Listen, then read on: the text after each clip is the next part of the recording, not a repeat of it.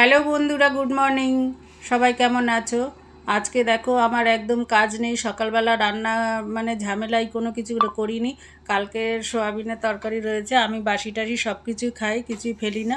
এমনকি কোনো সবজির তরকারিও যদি বাসি থাকে সেটা দিয়ে পরোটা রুটি যাই হোক কিছু করে নিই, পরোটাটাই বেশি করি।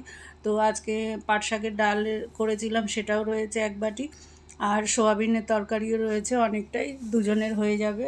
আমি আর মা ছেলে খাবো, তো অসুবিধা নেই। তো যাই হোক, কাজ কম থাকলেও আজকে অনেকটাই ভাতটা করলেই হয়ে যাবে। তো সকাল সকাল আমি দোকানটাও খুলতে পারবো, আজকে এমনিও রবিবার। আর ততক্ষণে এবার বড় ছেলে টিফিন নিয়ে এসছে, বললো আজকে আর চিড়ে খাবো না, একটু কচুরি নিয়ে আসি, খাবে? তা আমি কেন সুযোগ ছাড়বো, মকা বুঝে বলে দিলাম হ্যাঁ খাবো।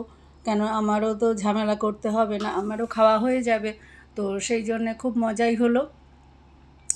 এখন কচুরি আর ডিম সিদ্ধ খেয়ে আমি তাড়াতাড়ি দোকানেও চলে যেতে পারবো, এমনিও আজকে রবিবার আছে। তো যাই হোক, এবার ডিমটা ছাড়িয়ে নিয়ে খেয়ে রেডি হয়ে বেরিয়ে পড়বো। আর পুজো আচরা সবই তো হয়ে গেছে, ওগুলো প্রতিদিনের কাজ, কিছুই বাদ যায় না, সবই করতে হয়। তো এখন খাচ্ছি, খেয়ে এবার টেনশান নেই কোনো। টাটা, বাই বাই, আবার দেখা হবে আগামী ভিডিওতে।